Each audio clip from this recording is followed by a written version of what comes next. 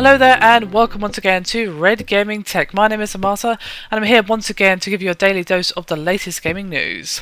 Today I have some news for you concerning World of Warcraft, as Blizzard has confirmed plans to introduce an in-game store to this particular game.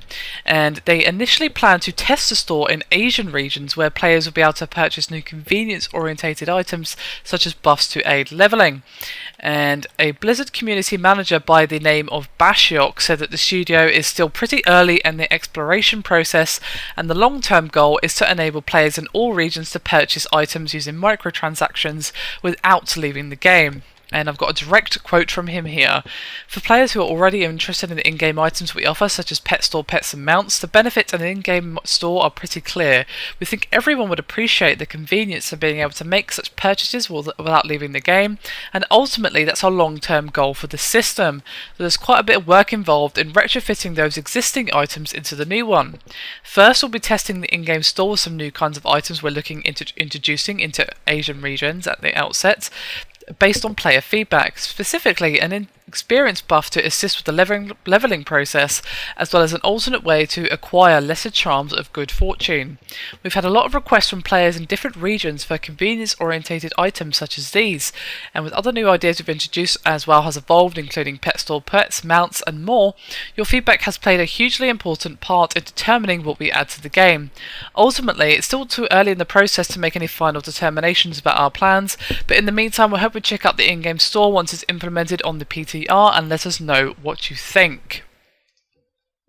So what do I think on this? Well, my opinions are pretty much already expressed on this because there was a rumour concerning this not too long ago actually. I actually already did a video concerning this and how they were considering adding a microtransaction system to the game. But let me recap my thoughts and opinions if you don't want to go and rewatch that video.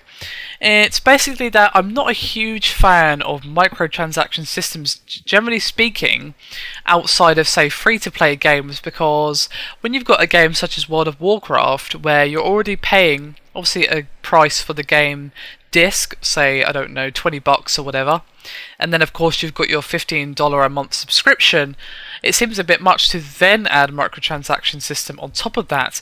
But to be honest, I don't even really like it in one-time payment games such as, say, for example, Dead Space 3, which of course had microtransactions built into it, even though it was a full-priced AAA title which probably ran you somewhere in the region of $60 at launch, and of course had microtransactions built in.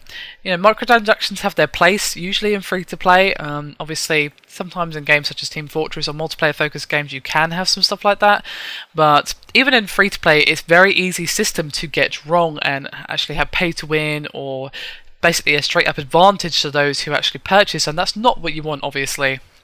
And I'm not immediately, calling foul and saying that Blizzard's going to do that. They are a company at the end of the day, they're a business, and I think they're smart enough to know that if they're going to have this kind of system, they need to think very carefully about not having any kind of pay-to-win advantage for anyone actually paying real money for these things.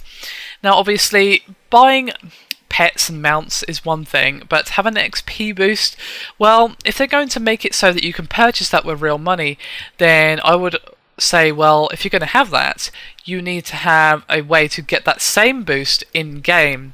Perhaps for more effort, perhaps for more time, but it still needs to be acquirable without actually spending money. That's usually how it's done in most good free-to-play games, where you have an item that, say, costs, I don't know, $5, just for example, and then you've got 1,000 in-game credits that you earn in-game, and it takes much more effort in the game to actually get those credits, but of course you can have the choice of bypassing that if you so wish, and that is how the good free-to-play games do it, and hopefully that's the kind of system they're going to have in place, because otherwise it's not paying to win exactly, but it is paying to level faster, which is fine. I did speculate in my previous video that that was probably what they're going to be aiming to think of doing, but as long as they have a system in place where you can still get that same boost in games somehow, then it's absolutely fine. You're not giving any real advantage other than time to those who are willing to pay money. And it has an alternate way to acquire lesser charms of good fortune. That's fine, because obviously it's an alternate. There's already a way to get those, but perhaps you don't have the time to do the traditional way or what have you. You have the choice. So I'm not really sure how to feel about this. I'm not someone who's ever really played World of Warcraft. I've really got super into it. I'm not really an MMO person, just generally speaking. I played Guild Wars 2 and actually really enjoyed it, but that's one of the few MMOs I've actually been able to get into. It's just not a genre that I've particularly enjoyed much of, at least so far. Perhaps that would change in the future. But I'd be curious to see what long-term WoW fans think of this. Obviously, you're the ones who have invested all these hours, all this time into the game. How do you feel about the system? Would you like to see it actually become part of the game? And if you wouldn't, then why not? I think your opinion is much more worthwhile than mine. I just like this out of principle that you shouldn't have microtransactions in a full-priced game, especially one that already charged you $15 a month for a subscription. And if you're going to have XP boosts as well, they better damn be available in the game without paying money. That's my opinion at least. Be curious to hear yours though. Anyway, that's me done for this video. Hope you enjoyed it. Thank you very much for watching. I'll see you next time.